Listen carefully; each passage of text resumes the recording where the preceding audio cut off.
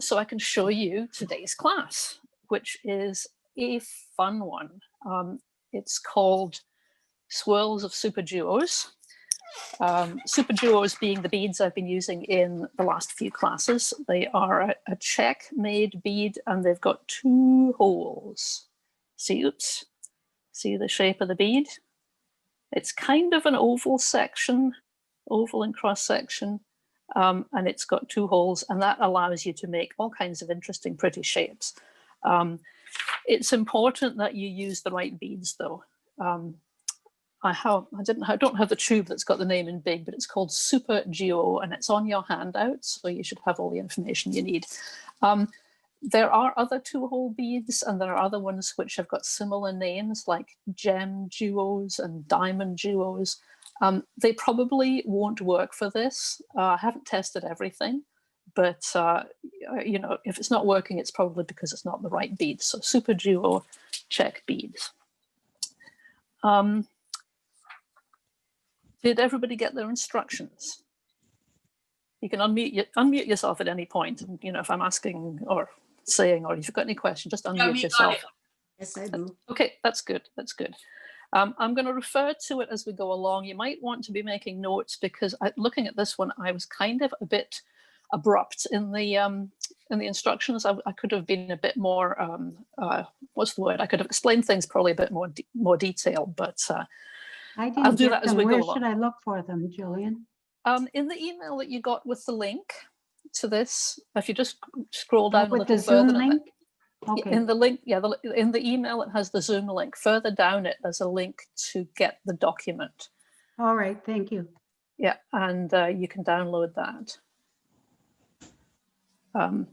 Some people, you know, don't bother with the written instructions; they just go by the video. But I feel it's a handy, quick reference. Once you've seen it done, the instructions usually make a lot more sense.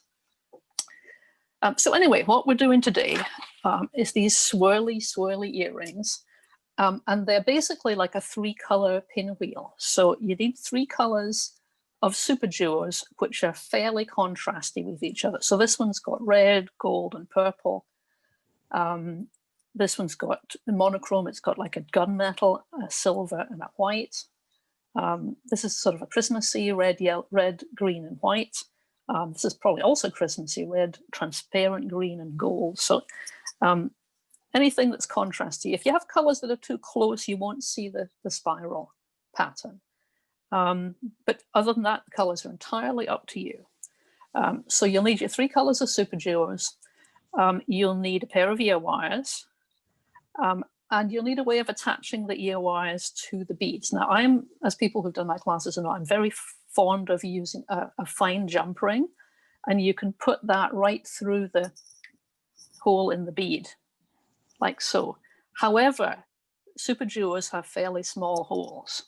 So before you plan to do that, test your jump rings.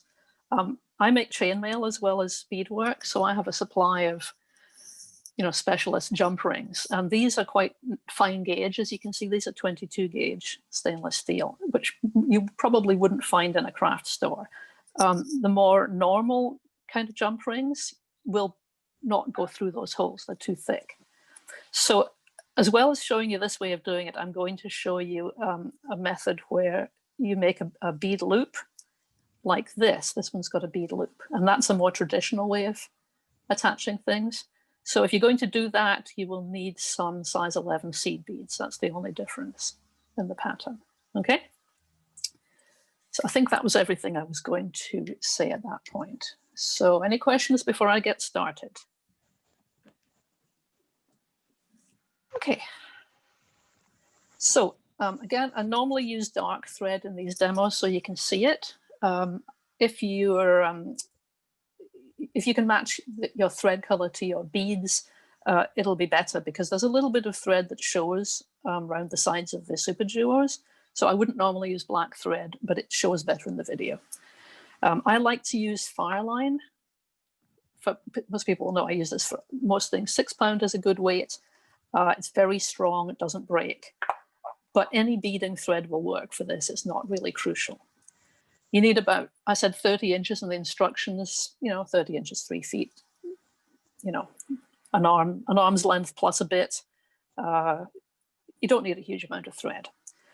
And you're going to start by picking up on your beading needle. I'm using a size 10 beading needle. Your colors in order, 1, 2, 3. And you need 3 groups of 3 beads.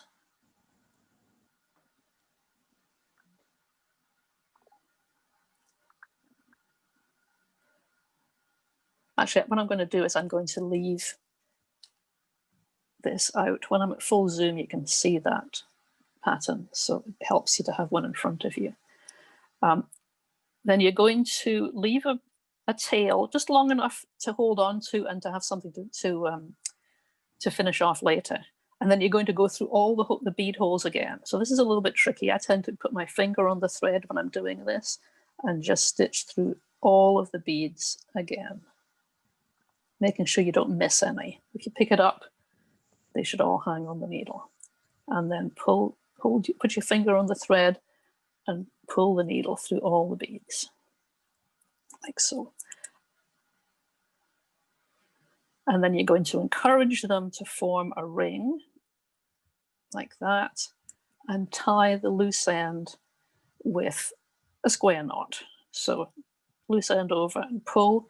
Don't pull this ridiculously tight because the beads will tend to warp. You want it snug, but you want them to be able to lie down flat. If Hello? the beads will, oh, you better mute yourself. Yes, it is. Can you mute yourself when you do that? Hi. And here's the second half of the knot. Let tight. And then I usually do another one just for security, making sure that it goes down through the beads and doesn't catch any of the beads. Okay, there we go.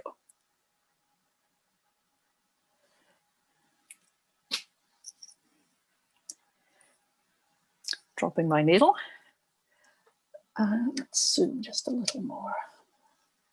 And then just to get away from the knot, I will stitch through 2 beads, going through the same hole. Let's stitch through a couple of beads just to move the working point away from where I tied the knot. Superduos can be very tight to work with. I don't break needles very often, but when I do, it's usually when I'm working with Superduos. So be patient, take your time, don't force it.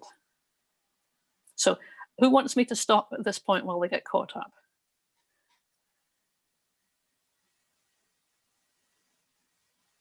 Ah, I hear nobody, so everybody's up to speed. Good, glad to hear it.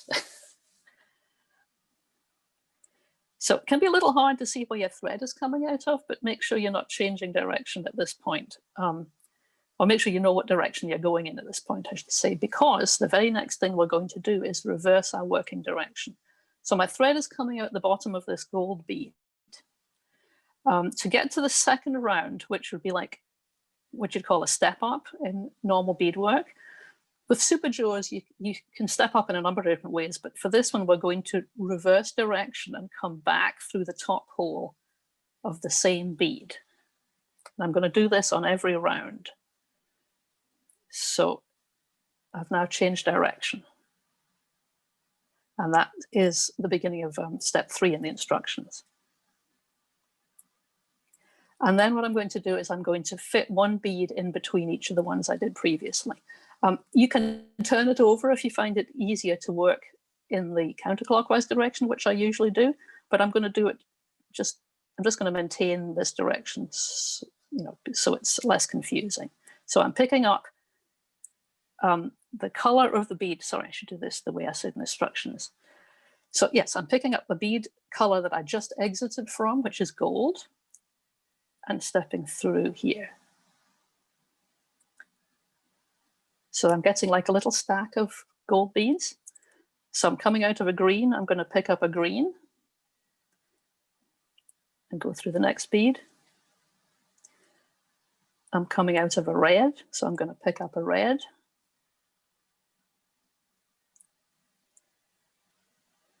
And so on around the loop. So coming out of a gold, pick up a gold.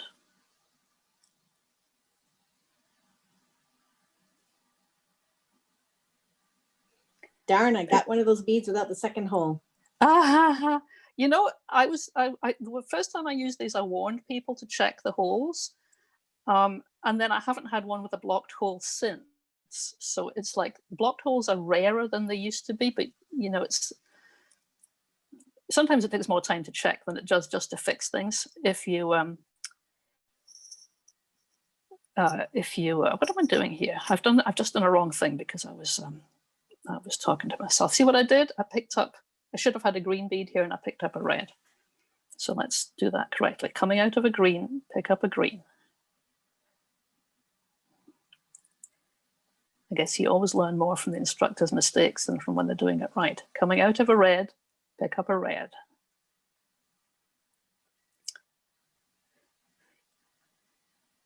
Yeah, I typically don't check the holes much these days. I just accept that sometimes I'm going to have to undo a row if I find one that does have a blocked hole.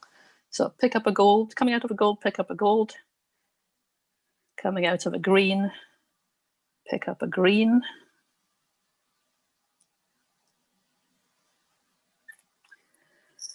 Coming out of a red, and this is the last one, pick up a red, and then stitch through the Superduo. I'm going to do the step up as a separate thing here, and then go through the first hole, bottom hole of the first bead that you added in this round, which is the gold here. So you're still coming out of the lower hole of that bead. And I'm just going to pause here, because I know how hard it is to bead and follow at the same time. And while I'm paused, you can check that the second bead is always coming off to the right of the previous bead. This is where you can check that your pattern is forming correctly. If any of those pairs are going the opposite direction, then you've done it wrong.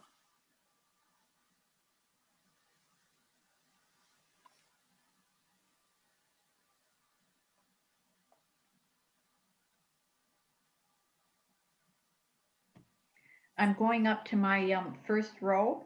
Mm-hmm. I've knotted, so I go up and then I come out of the top. So I do a red, or the color I'm coming out of, or the color I'm going in. The color you're coming out of. So you've tied them in a knot. Yeah. You've gone through a couple of beads. You've reversed direction, so you're coming out of the top hole of the bead. Yes. And then pick up the color of the bead that you're coming out of. Okay. And stitch your way around. You can do this a couple of different ways, but once you're kind of confident with the pattern, you can figure out the way that suits you best. But this is the easiest to describe. And then at this point, I should credit the designer. This is a very old free pattern that's been kicking around Pinterest for years and years and years. But the designer is Baubles by Bolonis. And I should have written down the actual name of the woman, but I can't remember it off the top of my head. But she has an Etsy store now, which does not have this pattern on it, by the way. But it has a lot of other nice things. And she's written a book called Lush and Layered Beadwork, which I've seen a lot of lately. It's quite a popular book. But her style is very ornate. So it's a lot more complicated than this.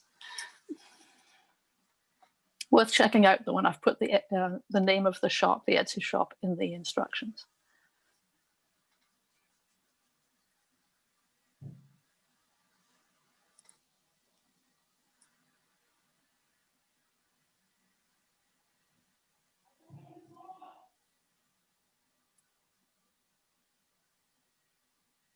One of the nice things about these is they don't use a whole lot of beads. So if, like me, you have a lot of part tubes of different colors of Superduos lying around, it's quite a good way of using up the bits and pieces. But of course, when you do that, you always find you're short 3 beads at the end, so you have to go and buy another tube. So it doesn't always work.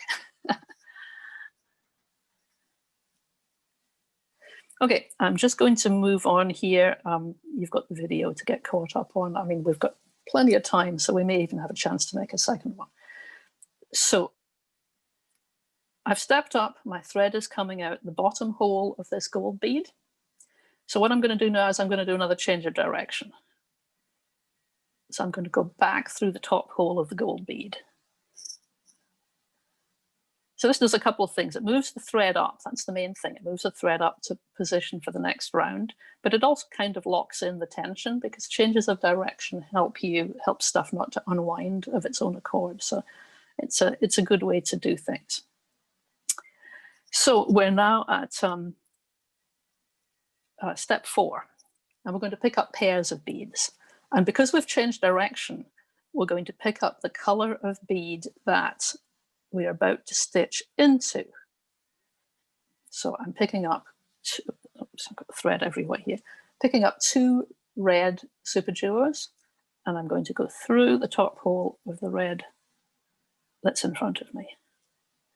And you can see why you do that, because you're now getting a line of beads like this. So they all kind of follow each other. So my next color I'm going to stitch into is green. So I pick up 2 green beads, making sure that they're not deformed. The last thing I made on camera, I had a half bead at one point, not good. So 2 greens into green. And the next one is going to be gold. So I'm picking up 2 gold, going into gold, and so on around the circle. And if you ever want to check that you've done it correctly, just make sure that your 4 beads are following a nice swirly line like that.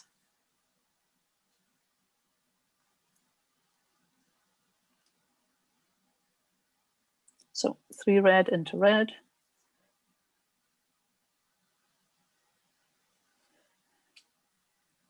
Pick up, did I say 3? 2. 2 red into red, 2 green into green.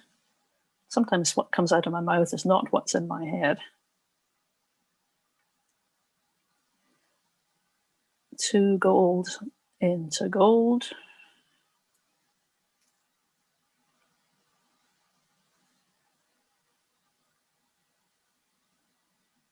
Actually, what came out of my mouth there was what I actually did. So let's take that back. I did pick up 3 red, and you can see that it's crowded here. So that was a mistake. I don't usually do this spot the deliberate mistake thing. I'm having a day. So this allows me to thread my thread on camera, which I just love doing. Do you always reverse directions when you change rows? Yes, in this pattern, yes. So I got rid of the extra red. There are other patterns with Superduos where you don't do that, but it just works well for this. Now, is this something where we should be snugging as we go along, or no? Yes, this round is inclined to be a little loosey-goosey. Yes. So you should be able to kind of feel it snugging up in your fingers. I suggest as an option that you just stitch through this whole round again. Oh. You don't have to. And if you're a tight beader, you might actually find that stitching through the whole round again just makes it too tight. So, you know, it's up to you. I put that in because when you finish this round, which I'm doing just now, I'm stitching through the last color, which is the gold bead here. And then I'm going to go through the 2 red beads, which immediately follow through the bottom hole. See how I'm going through the bottom hole of those? And then if I pull it really snug, you see how it's kind of dishing up? You don't want it to be really snug. You want it to be able to lie flat, but it still has to be secure. So it's kind of a judgment call. So sometimes just passing through all the beads again helps it. I'm not going to bother at this point. I'm just going to reverse direction again through the red, and it's all holding together, so that's fine. And then actually, I'm going to leave it there and just check that I haven't got the wrong number of beads anywhere. I've only got 2 in each slot, and they're all spiraling the correct way. So that's cool. So I'll just pause a little point here. The next thing we're going to do is we're going to put pointy tips on each of these pairs, so that it's going to look, see how these have all got pointy tips on them? And that's the last thing we have to do. But there's no obvious thread path for doing that, so it's kind of a clever way of doing it. So I'll wait till everybody can focus on that, and then we'll do that section. If you wanted to make this bigger, would you now do 3 or no? You can make it bigger. In fact, since we're doing this, here's a bigger one. And no, it's not by adding 3. What you would do is you would add, I'd add a red one between the 2 reds, and then I'd add another red one in the gap. And then I'd add a gold here and a gold in the gap all the way around. And then I would say that would be this round here. Am I saying that? If I have a chance, I'll show this when I've finished. And then you'd come around and you'd put the tip on like that. So this has got 1 extra round, but you're adding the beads singly rather than in but 2s or 3s. I've gone up. So instead of going through the 2 beads, I would go through 1 bead and then add 1. So which round are you on? I'm on the round that you're on. Okay. But So yeah, I'll show you what I'm going to do in this round. Okay. Is anybody like going to get completely lost if I move on at this point before I do that? But if I want to do another round, can I do that now here? Yeah, I'll show you how to do that if you're going to do another round. So Okay, the standard pattern, what you're going to do is you're going to pick up the color. Your thread should be coming out between 2 beads of the same color.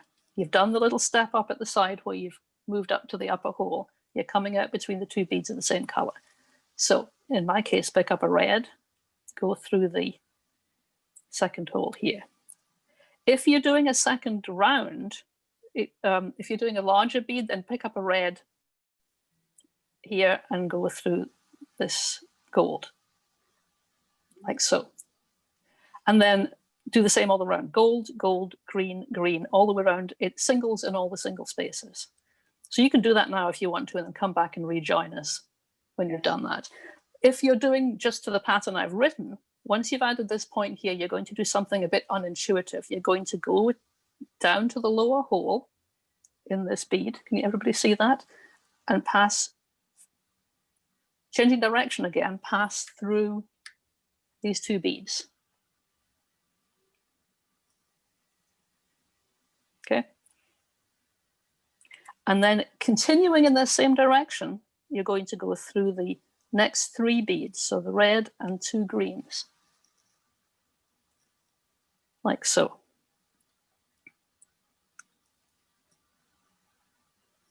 And then you're going to change direction and come back through the top hole of the green. I'm doing this kind of quickly, but I'll slow down and do it step at a step.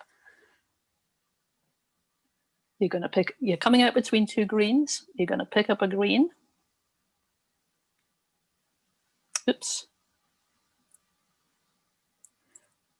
You're going to change direction again, go back through the 2 bottom holes. So it's like a back stitch. And snug that up. So this will be for the next color. I'm now going to keep going in the same direction. I'm going to go through 3 beads, the green and the bottom hole of the 2 golds. Change direction.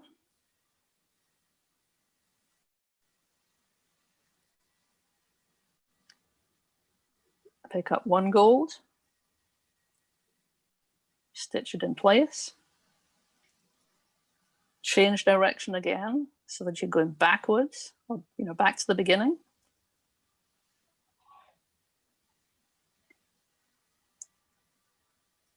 Continue through the next 3 beads. This is the bit I didn't really explain terribly clearly in the instructions. I just said keep going until you're coming out of a pair of the same color. So that's what I meant when I said that. Change direction. Pick up a bead. What step is that? This is step 6 6. Perfect. Thank you so much. Yeah. Okay, so I'm just going to stop there, and you can see how essentially this is the last round. It's almost done. You see how I'm forming the points, which look just like this one. I'm using slightly different colors, but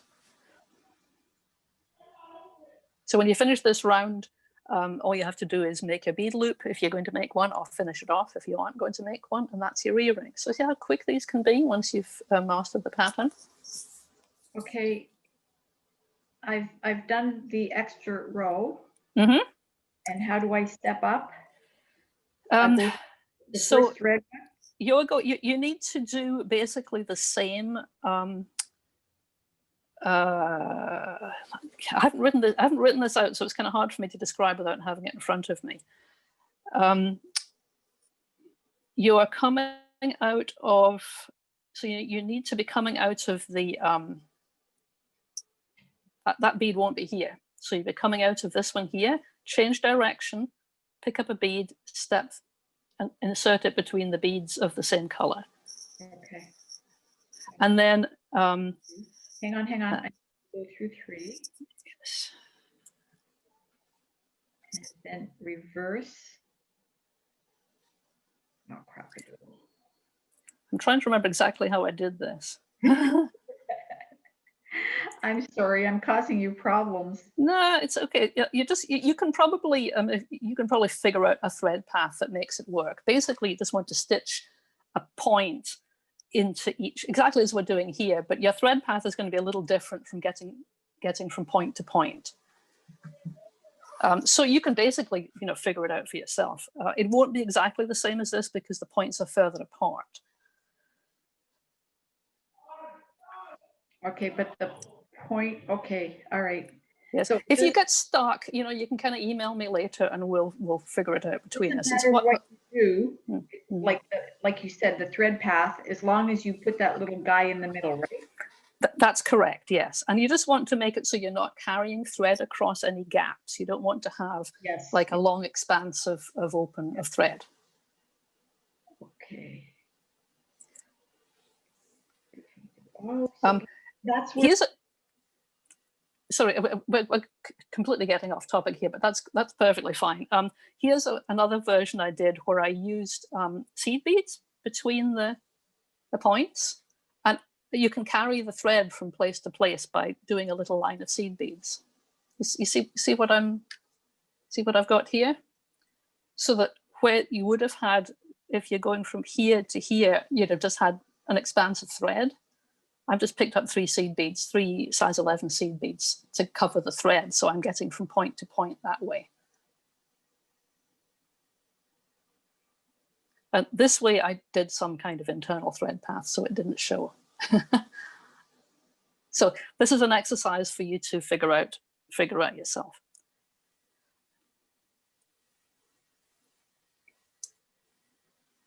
Meanwhile, back at the official pattern, how's everybody getting on?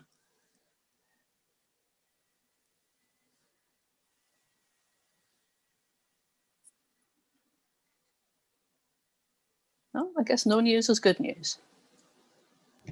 Is there a thread that's invisible? Depends, like everything, it depends on how good your eyes are and how close you are. Then that isn't as visible. I certainly wouldn't use black. For most things, where is it? I use Fireline, and because I buy it in bulk, I have this stuff which is crystal. Okay, yeah. It's not exactly white, it's not exactly transparent. It's pretty low visibility. I use that for most things. If I'm using dark colors, there's a color called Smoke, which is not exactly black, it's a kind of a dark gray, and I use that. But Crystal Fireline is pretty good for everything except really dark beads. You see how much less visible. Wildfire thread is different. Wildfire is different. I haven't got a lot of experience with it. I don't like it very much. Like when I did use it, it's more thready. This is more, it's how to describe it. It's a braided, fused braided fishing line. I find Wildfire a bit, I don't know, sort of thick. Okay, I'm sorry. But I know some people like it. Fireline. Okay. All right. Yeah, Fireline. buy You, it at you can buy it Canadian in the Tire. Canadian Tire in the fishing section. Yes. It's kind of pricey compared to regular beading thread, but it is very strong. It's suitable for almost everything except fringe, because it's a little too stiff. You know, it's more like it's got a kind of wiry texture to it. So I use it for everything except things I want to drape really softly, which would be fringe and maybe netting. But it's perfect for almost everything else. And if you drop your earrings in a puddle like I did, you just put them under a tap and wash them. Oh, sure, yes, yes. I think that's true of most beading threads as well. I don't think moisture affects them. But it's one thing it's good for. It's good for crystals. If you're using Swarovskis or you know, sharp edge crystals, kind of very sharp edges, and you can break thread quite easily. And Fireline is more resistant. It's not completely break proof, but it's a lot better than nylon type beading threads. Okay, I'm just going to move along here.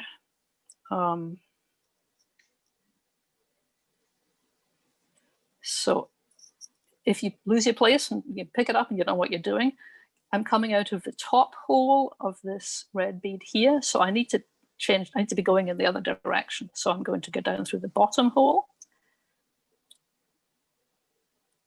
like so. So I'm now going towards the next point that I need to add. Stitch through 3 beads.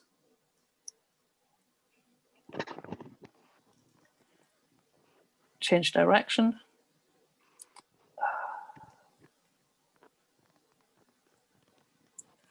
And at any point, if you feel it curling up on you, your tension is too tight. If it is loosey-goosey, you can just take another pass through at some point and that will make it more secure. So I've added this point. I'm now going back, or rather reversing direction again, making sure I don't catch things through the next 3 beads.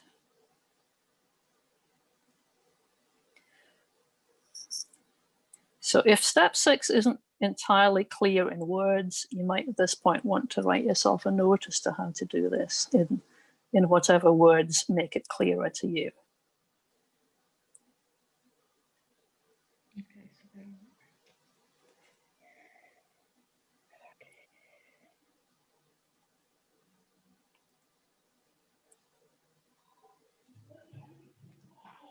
Oops. And I'm trying to tie a knot in my beads here. I think I'm a little tired today or something because I'm doing some weird stuff.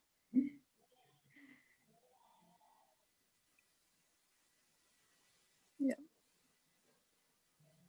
I'm tying a half hitch when I don't want to tie a half hitch.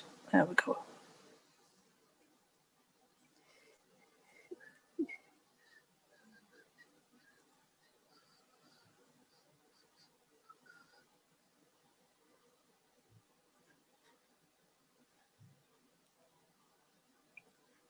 A lot of people like to finish off the tail right away so it doesn't get in the way. I like to have something to hang on to, but it's entirely up to you.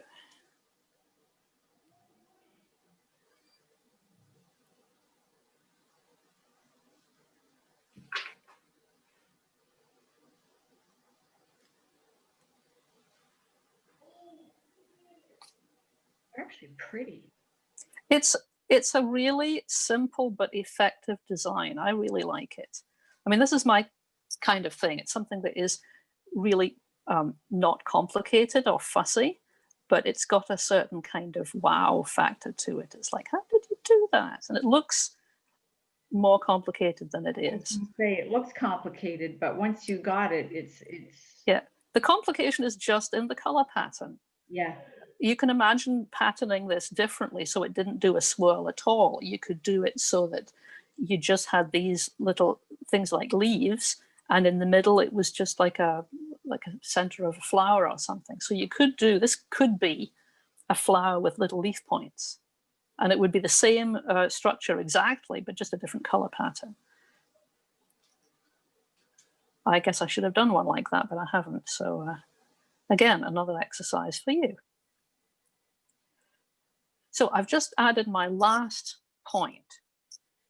So I'm going to do the same move that I did before, just so that that point is locked in. If I stop at that point, that point is going to be that point. If I stop at that move, that point is going to be floppy. It's not going to be secure.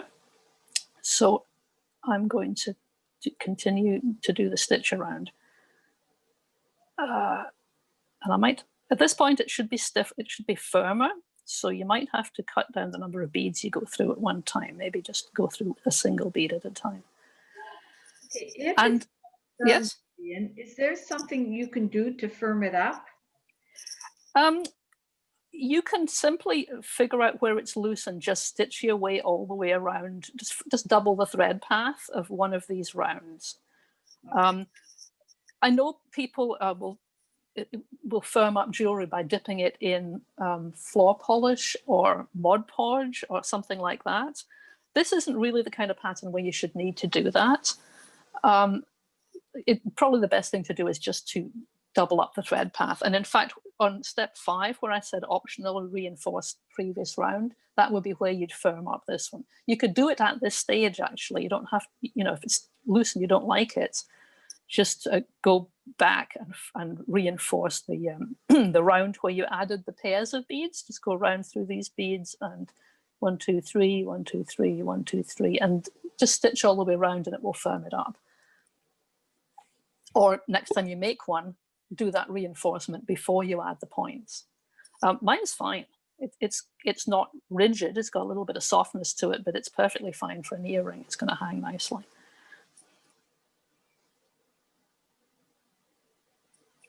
Was that helpful? Yes, yes. I'm just asking, not for this, but for other things, because sometimes they're floppy and sometimes they're just like. Yeah, again, it really depends on the thing. I've been doing a lot of experimenting with stiffeners because I'm doing a lace work earring for I'm teaching it in a different platform. And you really do have to stiffen it. And I've had trouble finding that there's a standard, they call them floor polish, but it's actually an acrylic floor treatment. So it's like a plastic that people have been traditionally using for years to stiffen beadwork, but it's not made anymore. So a horror shock. So I've been looking for other things. And but would this do the thread? You don't want it to coat the bead, right? Yeah, they're dry clear. Oh. And it does coat the beads, but so you can't use it if you have a matte finish, for instance, because it makes them shiny. But yes, people use them for things like, I don't know if you've seen network beaded snowflakes for hanging on Christmas trees, and people make actual bowls out of netting, and they drape them over a glass bowl. You soak it in stiffener, drape it over a bowl, and then let it dry to shape. My mom used to use sugar. Yes. Yeah, like an old. Yeah, on a damp day though, that's going to get mushy.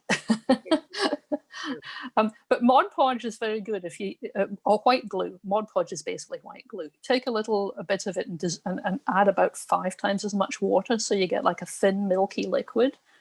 Yeah. Dip it in, swirl it around, dry it off on paper towels, and then maybe leave it on parchment paper or something overnight that it's not going to stick to. And if your beadwork is floppy, that will stiffen it right up. Okay, here's my my big one. Hold on a second. Where are you? I'm going to have to undo spotlight so that I can see you. Hold on a second. The natural path of the thread. And it should be getting a little stiff here. So I'm going to do it one bead at a time, just so that I don't break my needle.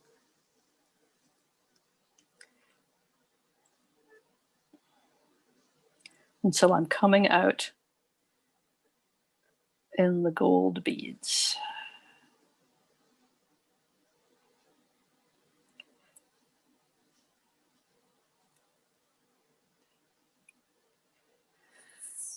So I'm coming out of the bottom hole of one of the lower pair of gold beads.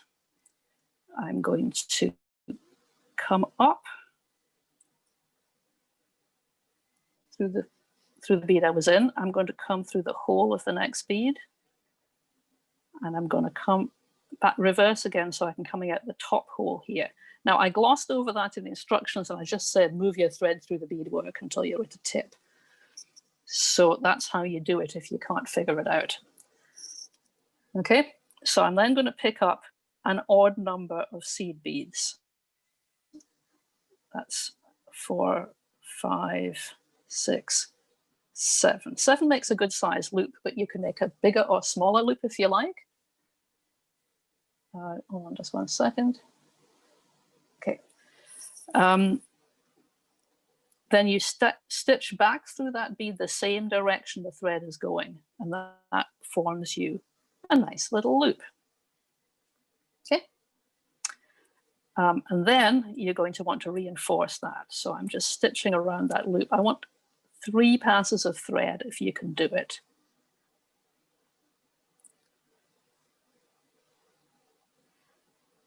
You could actually get by with a smaller loop, but this is perfectly nice. I like that. It's a little tricky to do this without distorting the loop, but every time you go around, it's going to get just a little bit snugger. You don't need to pull really hard.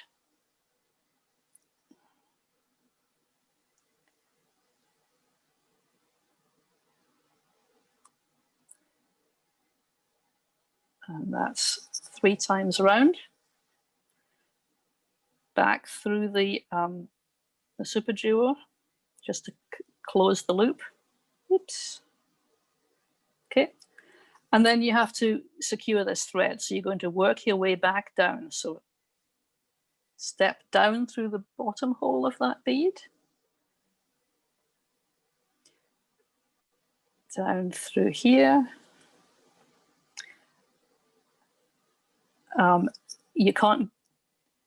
You can't just carry the thread across, so you're going to have to reverse again here. You're getting the idea of how you get around in Superduos. There's a lot of reversing of direction. And then you find a place where you can start tying some knots. So that's probably good. So I'm out of the way here. So I'm now going to tie 2 or 3 half hitches. And I'll zoom in so you can see how I do half hitches. I've done this in previous tutorials, but in case you haven't seen them before. So my thread's coming out here. It's important that you tie the knot in the same place so you don't catch the end of any beads here. So I'm going to stitch under the thread and pull this until the loop is really quite small.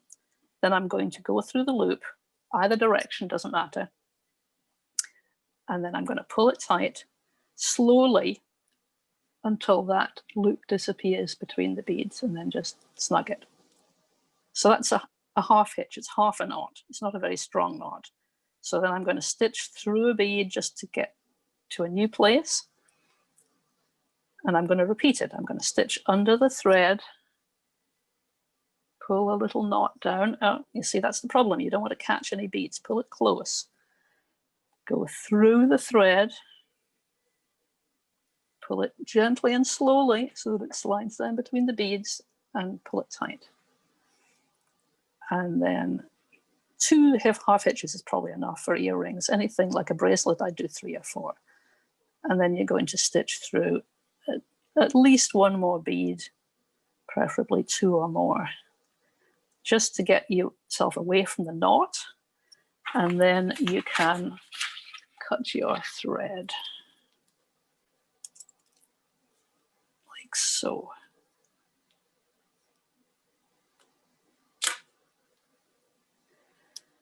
And at this point, you can finish off your tail as well. It's already knotted, so you don't really need to do anything else. But if you like, you can do the same thing here, tie a half hitch.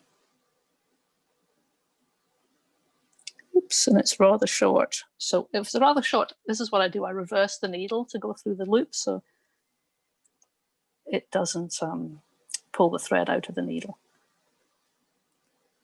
But as I said, this is pretty unnecessary because it's already knotted. And the beadwork is pretty tight down there, so I maybe don't need to do anything more with this. Just sew the end away. Best way to cut, if you're using scissors, just pull the thread tight and just the sharp edge of the scissor will just snap the thread. Or you can use one of these. This is a thread burner. Got a little heated element. I don't know if you can see that. It's a little wire that heats up when you press a button and it just melts the thread. So that's a handy little gadget. And it's done. Isn't that pretty? And then you can add your ear wire. Something I've never mentioned in previous classes, and nobody's pulled me up on this, is that the ear wires I use have a little openable loop on them. So I use my pliers and I open the loop like that. Not all earrings have loops that you can open. So if you're using an ear wire that doesn't have a loop you can open, you need to actually include it when you're making the bead loop. So you would, where's my, I don't know what's happened to my extra ear wire, but before you actually close the loop, you would take the thread through the loop and work around the bead loop. It's kind of awkward, but that would be the best way to do it. So I'm just closing up the wire like that. And there's my earring. So, any questions? How's everybody getting on?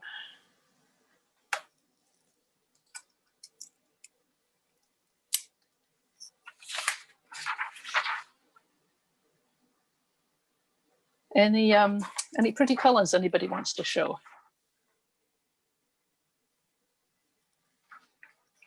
Okay, Heather, let's see if I can spotlight you.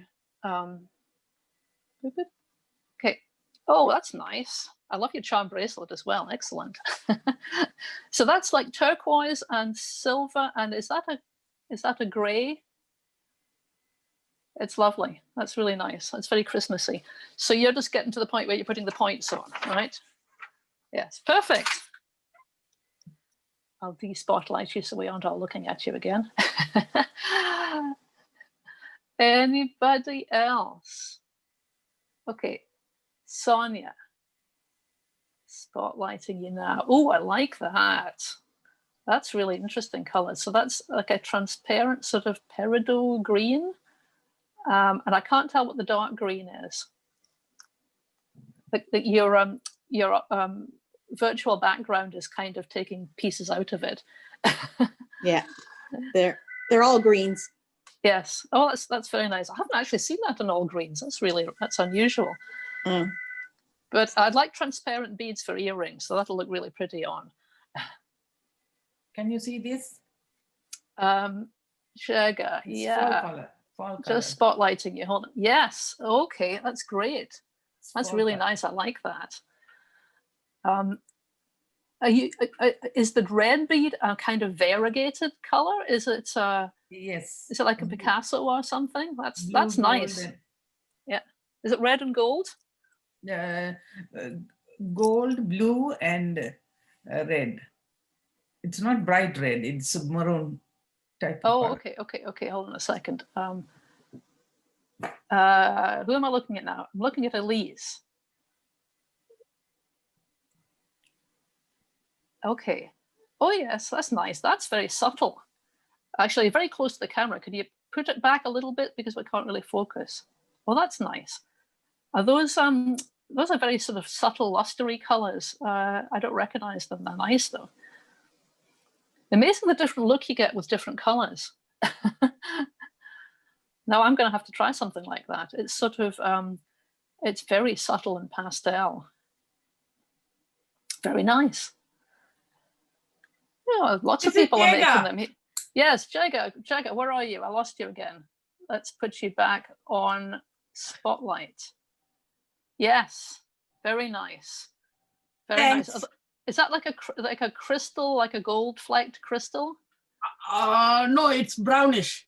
Brownish. Well, it's you know what cameras are like, but I do like the overall look. That's a very pretty, very nice jewelry colors.